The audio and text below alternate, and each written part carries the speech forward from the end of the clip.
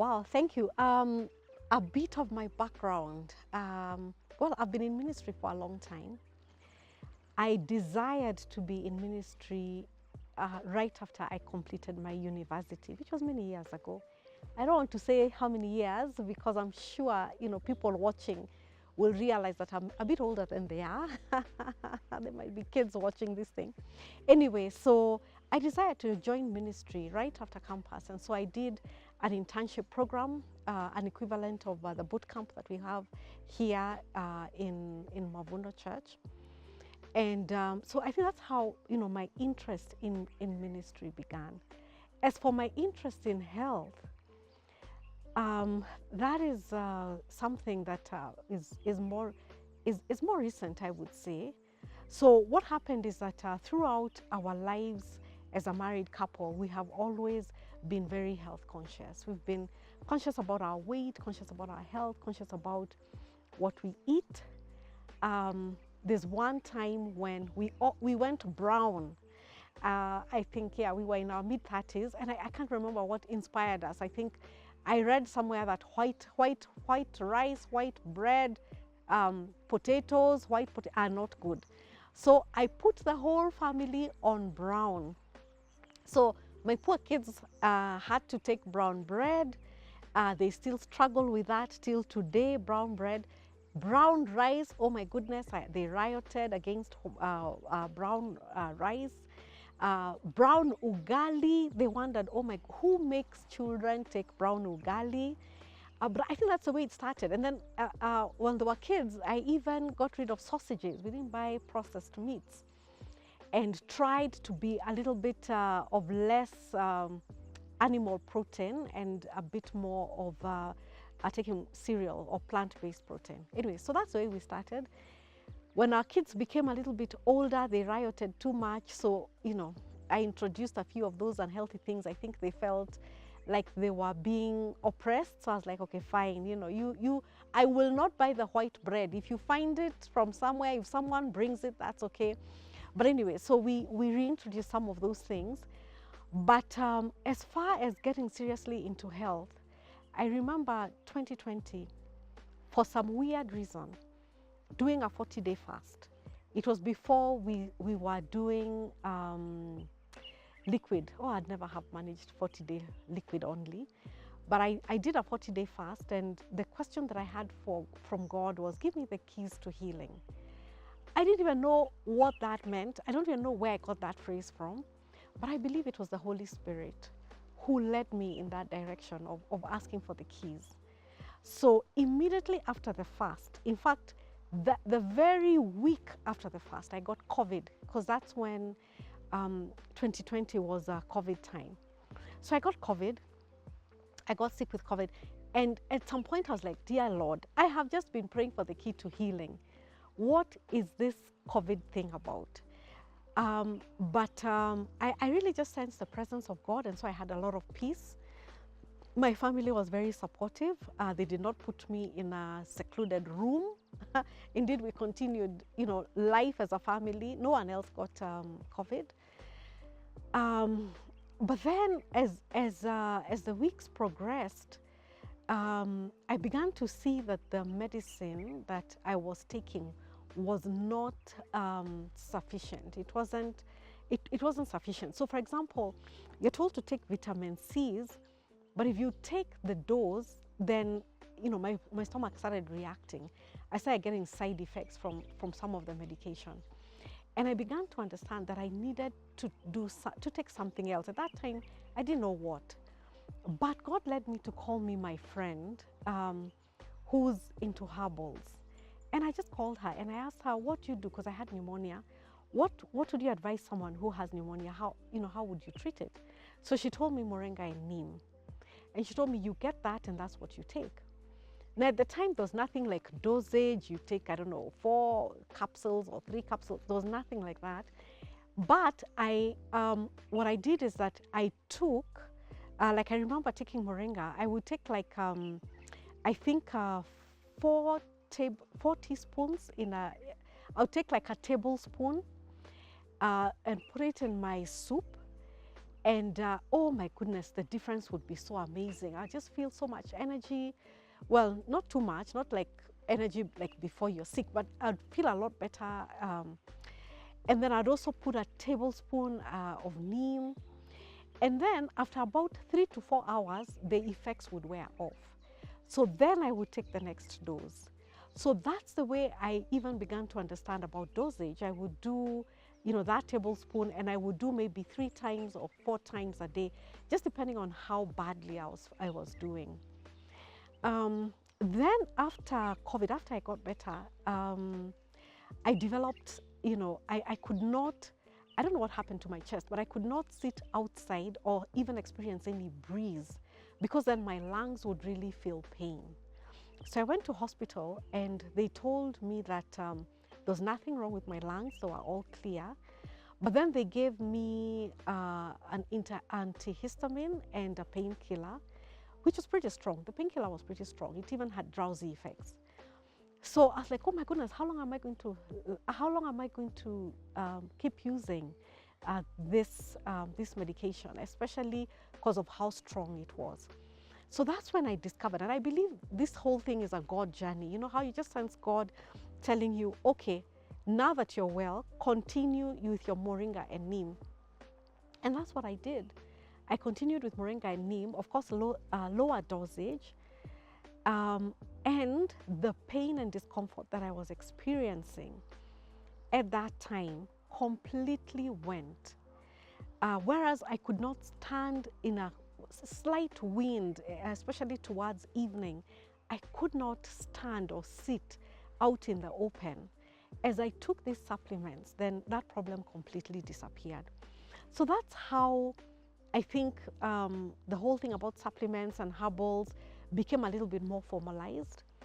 I continued experiencing, some health problems, and therefore, just continued on herbals, and really just began researching as I just went through various challenges. I just kept researching, and God kept speaking to me and telling me this is the solution. So I'll just give this little example. Last year, I think I started getting blurry vision, and I didn't know what to do. So I went, of course, to one ophthalmologist, to another, and so I started getting steroids, and steroids are pretty strong. And of course, I was concerned. Even the doctors were like, you cannot stay on these steroids for too long. And I prayed, and God gave me the solution. He said, what you do, you take castor oil and moringa oil, just put a drop on your palm, mix them together, and then just put them on your eyelid and just below your eye. And do that, I think I started off with maybe twice or thrice a day, and that problem completely went. So I think that's what my health journey has been like. Listening to God and hearing, like that one for moringa and castor oil and moringa was, almost like a voice. And I think, yeah, that's the way my journey of health began.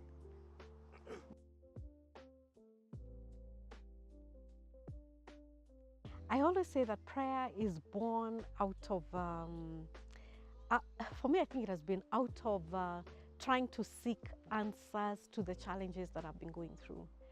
So, and my prayer journey and my health journey have been very linked together. Because as I've gone through whatever challenges that I've gone through health-wise, as I have sought God, God has shown me how to pray. And so, when it comes to my husband, when it comes to my family, God has really, just taken me through what we call foundational prayers. And these are prayers that have to do with strongholds in families. I've come to just understand strongholds are the ones that are responsible for whatever issues that we're going through, whether it's health, whether it's marital happiness, whether it's children, the way that they are behaving, whether it's even success in business. Everything has had to do with prayer. And so I love the fact that we are partners with my husband as far as everything is concerned, whether it's ministry or parenting or even business. And if I were to even just give a few examples, for example, in business, I remember one day when we were giving, and I think we've shared this story before, when we were giving towards Mavuno and the move that we made from Bellevue to Hill City. I remember just praying, and at that time it was just such a crazy prayer because my husband had just challenged the church to give sacrificially, and God had given us our own number to give sacrificially. And I remember just praying about that because we had decided to give a property that we really, really valued.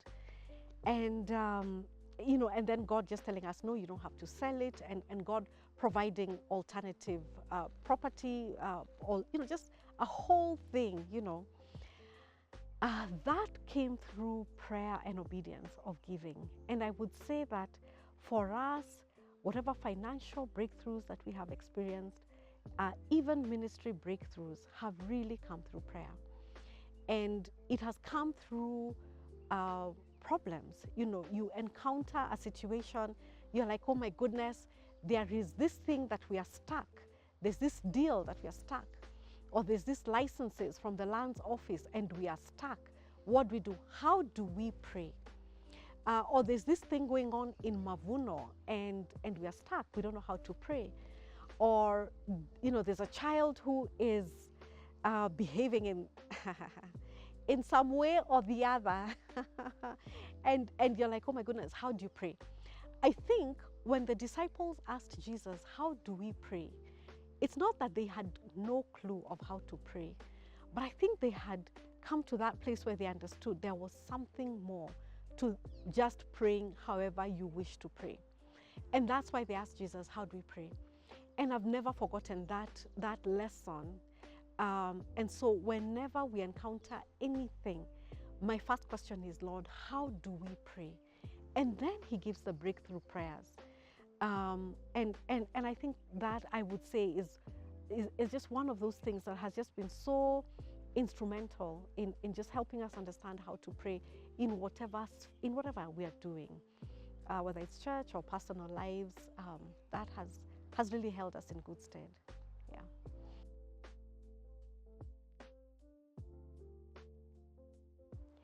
When I was leading DOA, and this has to do with how do you take care of yourself if you're involved in ministry. When I was leading DOA, at that time we were just one campus. Not one campus, but well, we had not yet moved to Hill City, so that was in Bellevue. And I had a team of facilitators, coaches who were leading DOA. We came to see a very peculiar thing. And that was people's lives would be happy, everything would be working out well, until they volunteered or put up their hand to facilitate DOA. And we began to notice a pattern. When they put up their hand to volunteer, things would go wrong. You'd imagine that when someone is volunteering in ministry or serving in ministry, that things are going to go well. But things would actually go wrong. They would have the most fights as a couple. Things would happen in their family. Maybe their children would fall sick. Just they would experience quite a bit of disruptions. And so we began to talk to people and to tell them, you know what? Serving is an act of war.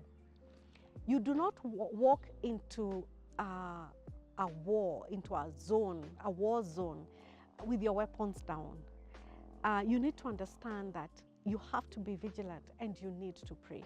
So the first thing I would say for people who are in ministry, honestly, you need to be prayed up. One of the things I truly appreciate over the years is the fact that we're in a Bible reading plan. And this year, we took it a notch higher. And I remember my husband saying, after listening to Benny Hinn, and I think Benny Hinn reads the Bible 4 times a year. And my husband decided, I'm going to follow him. I'm going to read the Bible 4 times a year. So I said, I'm going to read it twice a year. I just said, humble goals. Let me start with twice a year. But what that has meant is that I've had to listen. So I do the regular Bible reading, which everyone else is going through. And in addition, I also listen to the Word of God. So I prefer the one of doing twice a year to listen. Oh my goodness, that has changed my life. Because for you to keep up with that reading, you have to listen to the Bible at least an hour a day. And when you listen to the Bible an hour a day, it definitely, you change. The Word of God just has a way of cleansing you, of cleansing your spirit. But much more than cleansing your spirit, it has a way of giving you perspective, even perspective on the ministry that you're doing. So even before we talk about the physical health or emotional health of people who serve in ministry, spiritual health is number one.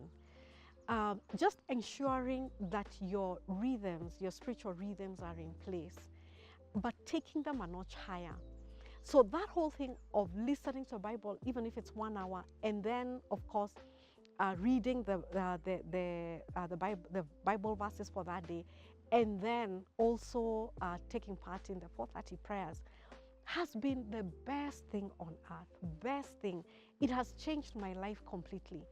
It is just that game changer for me, where I'm like, oh my goodness, I don't even know why. I was like, I asked my husband, I wish that you had told us to do this, many years ago. Would be totally different people. And the reason why I emphasize spiritual is because your spiritual affects everything.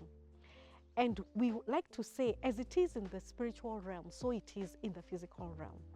We can be talking about being tired, being fatigued, but it's because you're carrying some spiritual weight. It's because maybe you're undergoing some spiritual attack. So for example, these couples I was telling you, I was talking about Ndoa. If you're not even aware that you're going through spiritual attacks, then you will get frustrated in your marriage. You will, fight, your children will get sick. You will run around to hospitals. Even if we're to talk about the supplements, say herbals, and your spiritual lives are not in order, then I don't know if the herbals are going to help you. Once your spiritual disciplines and life are in place, then you will even experience the healing that you need when it comes now to your physical well-being, to your physical and emotional well-being. I know we talk a lot about mental health, but mental health, when we were in school, when we were studying psychology, mental health has a lot to do with your spiritual health. And but I'd like to say this very carefully. I'm not saying that if you're experiencing mental health issues that you're spiritual, but what I want to say is that as you watch your spiritual health and as you work on it, as you understand how to renew yourself, how to renew your spirit, how to renew your soul spiritually, then your mental health follows suit. Your mood is lifted, your spirits are lifted, you feel a lot better. You experience the joy of the Lord, and the joy of the Lord then becomes your strength. So that's why I start with the spiritual health. Then, of course, there's the physical health, and that has to do with herbals and supplements. Of course, we cannot ignore the fact that our bodies are physical. We're not all spiritual. We also have bodies that are flesh and blood and that get tired. And now this one, I'm not even talking about people who are in necessarily only in ministry, but I'd like to say for anybody who is out there working, the medical systems that we know have to do with treating diseases. So, we live life, we get a cold, then we go get some cold medication. Or we're living life, you get a headache, and then you take your headaches or whatever. But when it comes to alternative medicine, the emphasis there is sustaining health. So you're not waiting until you fall sick. It's more of sustaining health, and that's where we talk about supplements. So whether you're in ministry or not, as long as you're working, and nowadays, people work such long hours. life can be, it can be grueling, it can be draining. At the end of the day, when you go home, you're seriously very tired, very drained. If you happen to have children, then even connecting with the children becomes difficult. You have very little emotional bandwidth because physically you're very drained. So that's where supplements come in. You need supplements to build your health. Supplements, and I don't want to say supplements that give you energy, because hey, you can take some drinks, fizzy drinks that boost your energy. That's not what I'm talking about. I'm talking about supplements that actually build your body. So, and here's the thing, some of the foods that we take, if we're not careful and we're not watching our diets very closely, I don't think that we are doing our bodies justice by the foods that we are eating. And so you might not be taking all the nutrients that your body needs. And that's why you need to supplement. So think about superfoods, like moringa is a superfood, which means when you take it, it provides you all the amino acids that your body needs. And when you take, you're going to experience an energy boost, or you're going to feel, you're going to definitely feel energized. But the difference between an energy drink and a superfood like moringa is that moringa builds your body. Where you might be low in some minerals, some vitamins, amino acids, it's actually going to replenish that for you. And so you generally end up having good health. There's a reason why it's called the tree of life. And it's because it actually replenishes and renews. So that's why I'm like, whether you're in ministry or not, you actually need to take care of several spheres. I know I've mentioned spiritual, I've mentioned physical. Of course, there's the emotional as well. So you're working and taking care, making sure that that you have your rest days, that you have your Sabbath.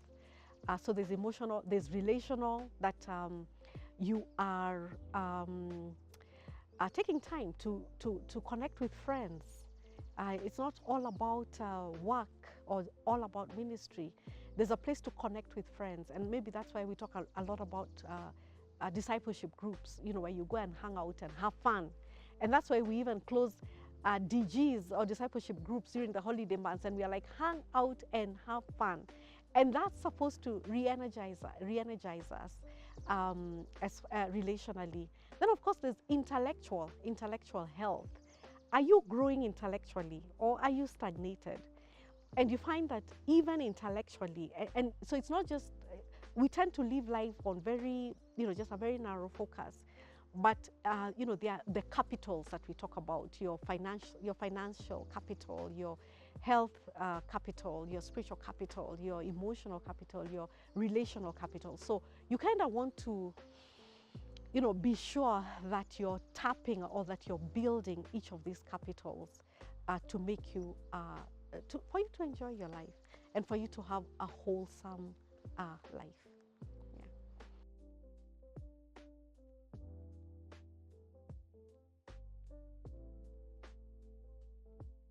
How I got into the moringa, the neems, the herbals was, I said, I have friends, and when I fell ill, when I got COVID, I called my friends, and there's this lady, she's completely a herbalist. In fact, when I run into trouble, I call her all the time. I would say she's a mentor in the herbal world. And I call her all the time when I run into trouble. And so that's how I entered into it. And so I did a lot of research to understand exactly what is moringa. Moringa is a superfood, as I've mentioned. Neem, in Swahili, is called mwarubaini because it treats 40 diseases. And these are the natural solutions. God is so amazing. He's so amazing. In every part of this country, in every part of the world, God has provided us with natural resources for healing. They are there. And so they are there completely. Every culture has. And so it's just understanding what are they and how can you make use of them. So for somebody who might be interested, I would say the best place to start is with your need. what is your current health need? Because I can say, oh, take a class, and oh my goodness, if you take that class, I don't know, maybe it's just who I am. But I always say, okay, what is my health need for now? Then I go onto YouTube and I look and I say, herbal solutions for headaches, or herbal solutions for hormonal imbalance, or herbal solutions for, whatever it is that could be happening around me or around my family at the moment. And then I just narrow down on that and I go deep into it.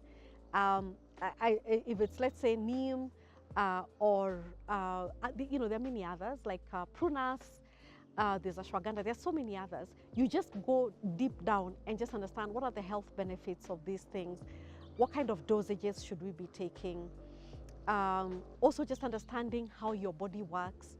And there are so many, they're called alternative medicine doctors who are on YouTube, who are talking about these things all the time. And so I follow a few of them, and they'll talk to you about just various things. They'll tell you about fatty livers and what to do about fatty livers. They'll talk to you about body inflammation, what to do. I'm like, oh my God, what is body inflammation? And as you listen to them and as you follow the things that they're saying, and as you make use of simple herbs, like even, we take turmeric, we put turmeric in our food, we put black pepper, and it's like, okay, instead of just taking whatever spice from the shop, instead of just buying any spice, what are the strategic spices that I can put in my food that when I put it in my food, it's promoting health or it's promoting healing? So like for us, I'm like, okay, we must have ginger. Ginger is anti-inflammatory. Which means that if you're experiencing any pain in your body, it just brings down the pain. Garlic, again, that's available. Garlic is a good antibacterial. So if you're having a sore throat and you're strong enough and brave enough, you just take a little clove, chew and swallow, and that sore throat will go, it will disappear. So it's just those things of, okay, like now the cold season is coming. So what should we do? What should we do with the cold season? How do we prevent the colds, the flus, the fevers? If you have children, what is the best way of even preventing? You don't want them to come home with colds and then you have to run for Calpol, So what is the best diet that I can give them? And what are the best supplements or herbals that I can give them so that we are not experiencing, we avoid the cold season or the flu season affecting us as a family. So that's what I say, just whatever you're going through, if you research on it, you will go so deep into it because you're really looking for a solution, for a health solution. And you'll be so surprised at how much you're going to learn because it's what is affecting you at that particular moment. Yeah.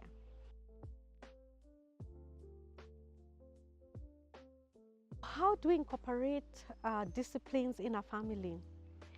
I would say the first place to start is, what do you want your family? What's the vision? What do you want your family to be known for? What are you trying? You have these children. What are you trying to do? What are your values? What is the vision and what are your values? So for us, if we're to start with our values, of course, knowing God is a big thing for us, and we wanted our children to know God. So knowing God, serving God it's one of those things that we are like, it's such a value for us. And then the third thing was creating memories. Now you can have many values, but for us, I think those are the key values. Knowing God and loving Him, serving Him, and also having fun as a family. So those were our guiding values. And so we came up with a mission statement for the family. And we said our mission statement is creating memories while serving God together. And so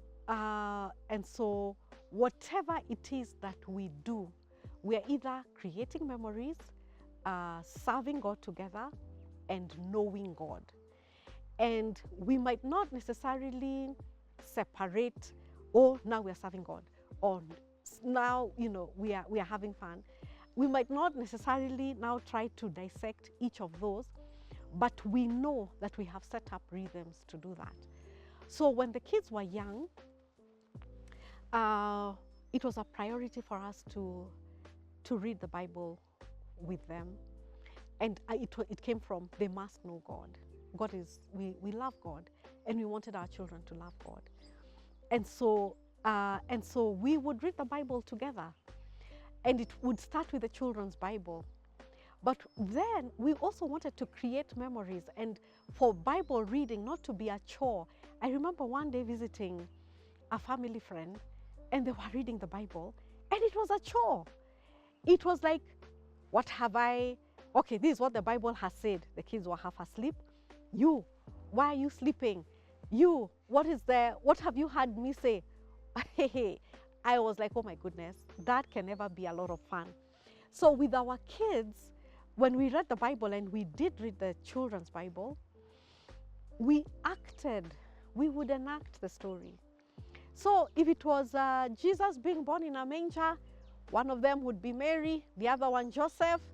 There would of course be a doll, which is Jesus. Then there would be sheep, and we would crawl on the floor as sheep or shepherds, you see. So we would enact those stories, and the kids would have fun, and even us, we would have fun. So that was that. So that was when they were kids, would enact. Then when they were growing a little bit older, we would not enact, but we would illustrate the story. We would demonstrate. So I think you've seen Pastor Moredi when he's reading, he dramatizes the word. You hear him dramatizing the story. So we would dramatize the story for the children as we are reading. And so we dramatize the story. This happened to David, and Goliath came and he killed Goliath. Oh my goodness, it was such a big victory. And we began to see our children wanting to read the Bible for themselves because of the dramatic way in which, we told the story. Then they grew a little bit older, and then it became, the interest now was not so much the dramatizing or the reenacting, but it became real life. So, and the Bible is so crazy. It can be very explicit, It does not censor anything. If Tamar was raped by her brother, Tamar was raped by her brother. I mean, it's crazy. So I remember coming across that and the father telling me, okay, now you read. Today is your turn. When it was, that unfortunate rape story. But we read it nevertheless. And then the story was, or the lesson was, these things happen. How do you protect yourself from something like this happening? So then it began to be real life application. How do we apply this in your lives? So that part ended. Then they became teens. And when you become teens, then we changed the time. We started having what is called, so we would still sit together as a family. Then we started processing with them a little bit of, how was your day? So we would ask, what was your high? What was your low? What was going on? So we are interested in their lives. So it wasn't, this is Bible study time. This is a family that prays together, stays together. There was nothing like that. It was, what was your high? What was your low? Oh, that happened to you. That was your classmate. Oh my goodness, I'm so sorry. What did that feel like? So we started processing their day with them, and then reading the Bible, and then trying to apply it into the situations that they were going through in their school at that particular time. Then because we also wanted them to read the Bible for themselves, so we bought them Bibles, we bought them cartoon Bibles, we bought them devotional books. Oh my goodness. Anyway, I loved shopping for those things. We bought them books about the body changes that they were going through. Bought them chicken soup for the teenage soul, so they could read about other teenagers and the things that they were going through. So for us, that whole thing of even as we are doing our Bible time, it being a time when we are creating memories as well. It is not a time, it is a fun time because we are creating memories. We are loving God, we are serving. So for our kids, so of course, serving in church, we introduced our kids to serving in church when they were very young. I remember when we were in Bellevue, before we even moved into Bellevue, when we were moving from the club to Bellevue. And we had a day when we had to go and clear the ground. My kids could have been 3 years. Some of them were sucking their thumbs, their fingers like this, but we went to clear the ground with them. And we're like, okay, this is what we are doing, clearing the ground, picking papers, you know, whatever it was. So that was at 3 years. At 4 years, 5 years, because we were staying for services, 2 services, let me just say 5 to 6 years, I started getting our children to volunteer in the 3-year-old class. So you're 6 years, but you can volunteer in the 3-year-old class. And celebrating them when they do that. Because serving was something that was important to us. So I think we have prioritized that for the longest, right through high school. And now that they are in college and some of them are married, it has shifted. And the shift has been that they are not there all the nights at home. So we've had to find a way of coming together still as a family. And so we have what we call our family weekend. That's just once a month, at least once a month, where they come home and we just hang out, we have fun, eat together, play together, and it's also a discipleship space. So that's, and we've loved it. We've really loved it. We've enjoyed our kids. We've seen how they've grown up. We are so excited when we see them serving. And I think that's what we have done, just prioritize. But the bigger question has been, what do we want for our family? It is not a religious duty that people do. It's not what Christians do. It is what you want for your family. I know there are many people who grew up in Christian homes and family devotion time was to be dreaded because it was something enforced. It was something religious. It was something that we do because we are believers, not because we want to love God, to know God, to have fun together as a family. So I think that's what we have done. Yeah.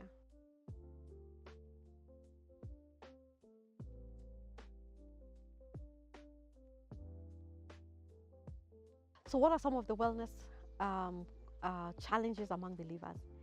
The number one thing is failure to understand that you are a steward over your body. That is the number one failure that we have. And so we believe that we can treat our bodies however we want to treat our bodies. We don't pay too much attention to what we are eating. We don't pay too much attention to whether we are working out or not. It's almost like we're waiting for a lifestyle disease to catch up with us. I know with my husband and I, we keep talking about the advantage of having mentors ahead of us. So we have these mentors. We were in our 40s, they were in their 50s and 60s, and they were doing a certain class. And it was for them, it wasn't for us. It was for their age group. And so we begged and we said, we're going to, I'm a bear for you. We're going to be serving you the drinks. Just allow us to sit in on this class. And it was so interesting hearing our mentors say that you do not have to go the way of what we call lifestyle diseases. You don't have to suffer from diabetes. You don't have to suffer from high blood pressure. You don't. But it all depends on the decisions that you make. So our mentors are believers, and for them, they come from a very strong belief that your body is a temple of God and that you've been called to steward it. I know that when we read in the Gospels, when Jesus is talking about the talents, and how this man gives various of his servants talents, and one was given 1, another one 5, another one 10, and what the servants did with their talents. If we are even to take our body as that talent, what are we doing? How are we stewarding our health? And I don't know, people take their health for granted until it is too late. And I feel that this is one of the enemy's greatest attacks on humanity, basically. because we just don't care about our health. And so if we're talking about being healthy, you need to watch what you're eating. For me, I'm like, just go brown. Just go brown. Avoid chips, avoid pizza. Sodas are a no. You can't even talk about that, sodas. Sugar, my goodness, if you can get honey, that would be ideal. So go brown, avoid those processed things, sugary things. And then you must work out. You must. Even if it's a simple walk, walking 45 minutes a day, or even half an hour, or whatever. You might say that you come out of work late and you don't have time to do that. But even in the office, you can make a conscious decision to walk. You can decide over lunch hour, why don't I just walk around the block? Maybe you're on third floor or fourth floor. Why don't you walk up the stairs? So you're trying to go for a mobile lifestyle where you're active. Let me just say an active lifestyle. So reduce your sedentariness and increase your activity. I'm not even saying going to the gym, but just increase your activity. That would be, you'll feel a lot better about yourself. You might even be surprised. Some of the fights that you have with your children and your spouse will dissipate simply because you're in a better mood. And that's because as you're working out, there are some feel-good hormones, dopamines, that are released that just make you feel so good and happy with the world. They lift any oppression, any depression, and you just feel good. You feel happy. And that's why being healthy and working on your physical health is very, very important, because it affects your relationships, it affects your emotional well-being, your mental well-being. It affects everything. Even if you're experiencing a challenge at work, as long as you're working out, imagine you release that tension, you release the stress as you're working out. And as you release that stress and tension from your body, your thinking even expands. So you see, when you experience stress and tension, your thinking shrinks. I don't know if you've ever noticed that, but your thinking shrinks and your options become limited. And so for anybody, honestly, when you work out, release that tension, your thinking expands and you're able to come up with solutions for whatever challenges that you're going through. So working out and health are just very crucial.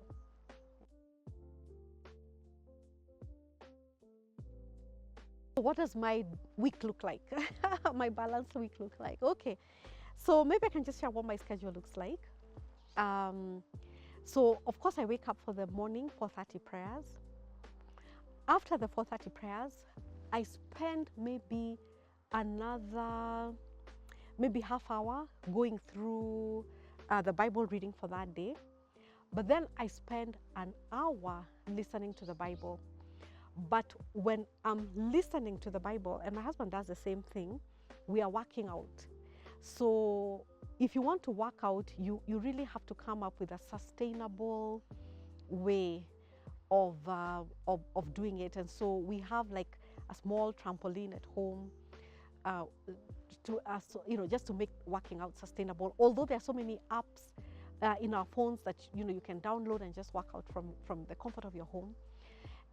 And so that is what I do. So that's what I do in the morning. And so I know for my husband and I, we're doing what is called intermittent fasting. So our first meal starts at 10 and the last meal ends at 4. And then, so we work out in the morning for that 1 hour and then have our meal at 4 or last at 5 and then go for a walk. And the idea is to work out or walk out anything that you've eaten during the whole day. So you walk it out. And maybe that's another 45 minutes or so in the evening. We're done by about 6 o'clock. We get back home and we start the evening routine. So if someone wanted to read their Bible, they can go ahead and do that. But by about 8, that's the time. We are also early birds. We sleep early and we also wake up early. So in terms of a daily routine, that is what we do for our daily routine. And we find that when we do that, when we are working out and we have our spiritual whatever is in place, then our work then comes in the middle of the day. So that's our daily routine. Our weekly routine is, of course, we work over the weekend. If we can catch up with relatives, that's fantastic, because that's our relational, that's relating, that's catching up relationally. So we ensure that we visit our moms at least once a week. And that's honor your father and mother, that it may go well with you. But it's much more than that. You also want to catch up with them. And I think for us, we say, how do we catch up? How do we catch up with one another? So we do have time when we are doing our evening walks. That's our time together with my husband. Once a month, or at least Friday evening, we do have that family time with the kids. They know they're welcome to come home, and at that time catch up with our moms, at least over the weekend or sometime during the week. And I think that's a way that we have tried to balance. If you're talking about a week, of course we have seasonal rhythms like taking a retreat and so on. So, but what we have tried to do is to have just rhythms that incorporate the important sectors of our lives. First of all, our relationship with God, relationship with one another, our children, our parents, and then, and our friends and our relatives. But we do rhythms that ensure that we're touching base on a regular basis with all these constituencies. Yeah.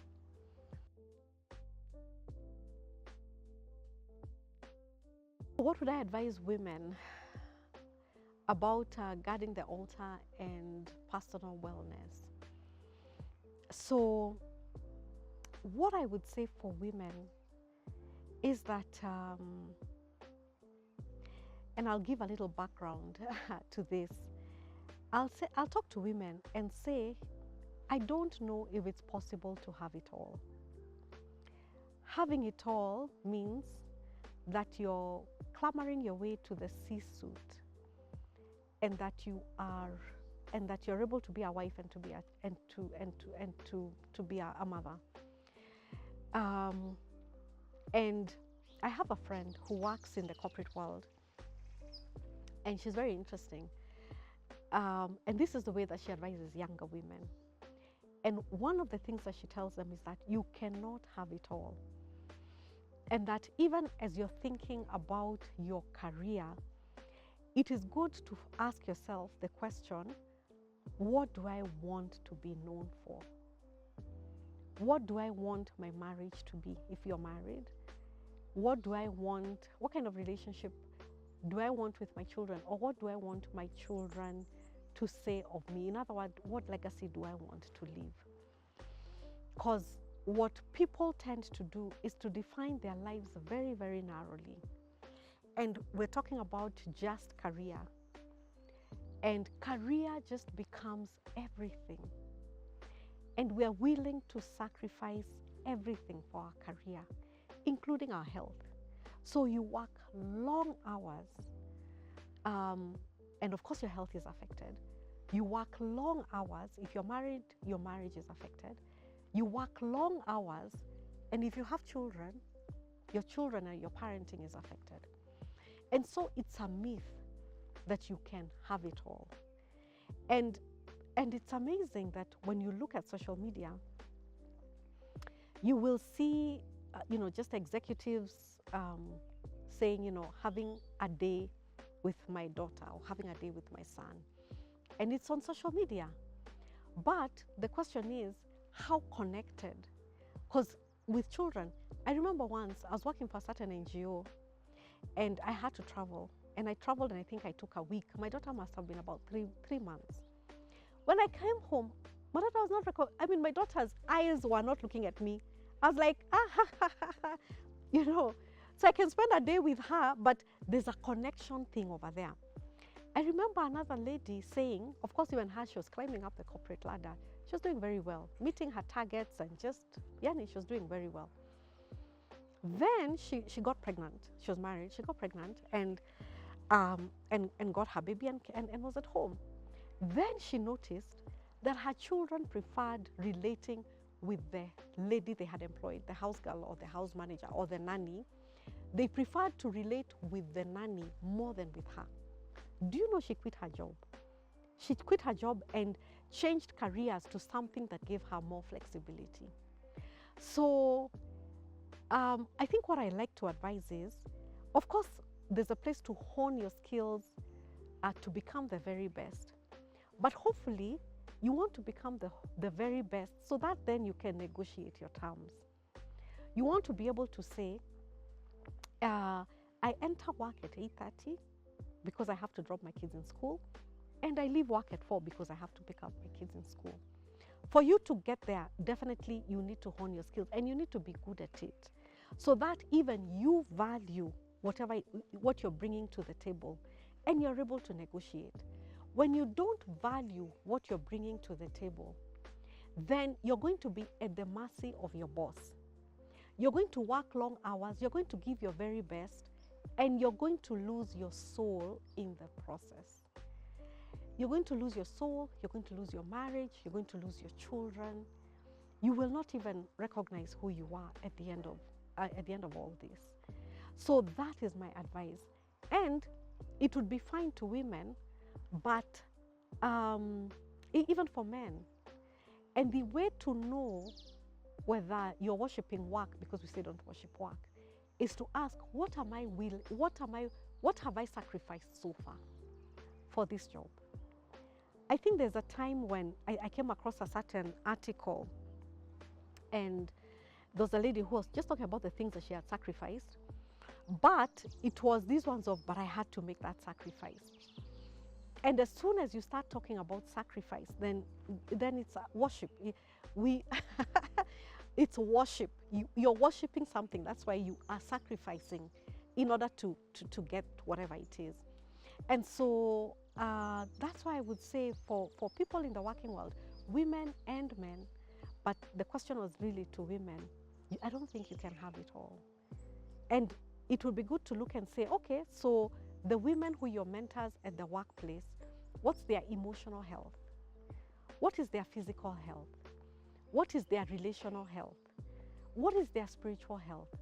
Because whatever steps that you're making towards that goal, look at the people ahead of you, because that's where you're headed.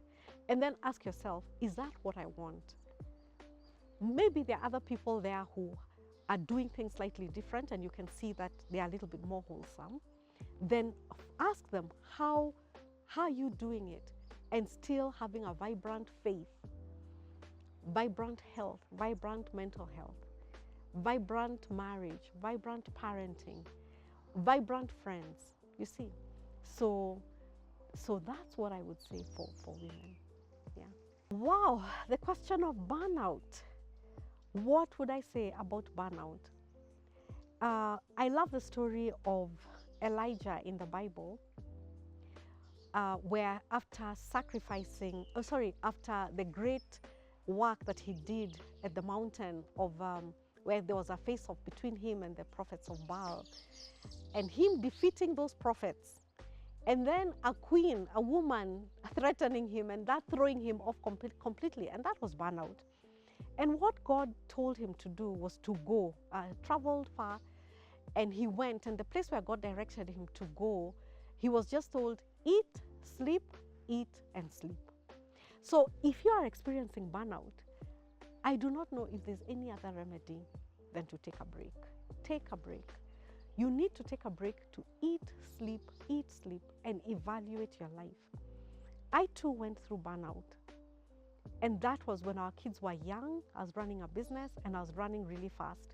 And in fact, I was running 2 businesses. And I think that's how I got the burnout, because of running 2 businesses. And the crisis came when my dad got a heart attack. And I could not handle it. I completely broke down. And that's why I think my husband was like, no. This is burnout. And the medicine for burnout is really just to take a break. And so I did take a break. And I think even as we evaluated the business, we actually decided to close it down, because that's a time when Mavuno was really, just starting, and we thought, okay, maybe we can focus on one thing. But I did take a break. And the thing about burnout is that it kills you. You're drained physically, your body is physically worn out. Emotionally, you're worn out. Spiritually, you're worn out. Emotionally, relationally, you're completely worn out. You're not able to be civil even to your children. And you find yourself snapping at them, and you may find yourself being a bad parent, not because you want to, but you just feel you don't have the bandwidth to cope with even just small things that are going on in your home and in your family. So for me, there's no question. You really just have to take a break and evaluate. In fact, you take a break. In fact, there's a time we had a certain pastor coming to our house, I think for 3 or 4 months. And the first month, this pastor slept the whole month. And then after that month, they were able to now join us for meals. Would you believe it? They were that burnt out. So burnout is very, very serious. You can actually fall sick. You can get a disease because that stress and that the stress does wonders on your body. That's how you get chronic, that's how you get your lifestyle diseases. That's even how you get something like cancer. Chronic stress and chronic fatigue. That's how you get your heart attacks, you get your heart problems. Anyway, there's a lot. So it's not something that you can take lightly because it can be life-threatening. And so when I say take a break, Yani, take that break. Talk with your employer. Do whatever it takes and take that break so that now you can begin to build back your life again. It would be good to actually even go visit a doctor because believe you me, there are things in your body that have gone wrong. I remember during one of our checkups, the doctor over there saying, he was talking about even memory. You can have memory loss, by the way, with burnout.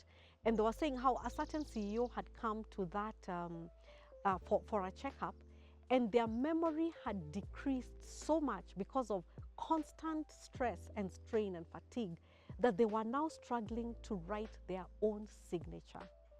It was that serious. So burnout is serious.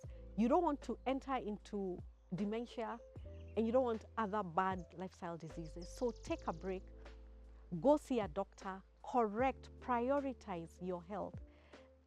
And then if you, even as you're thinking about going back to work, renegotiate and just get better terms. I think that's what I would say about burnout.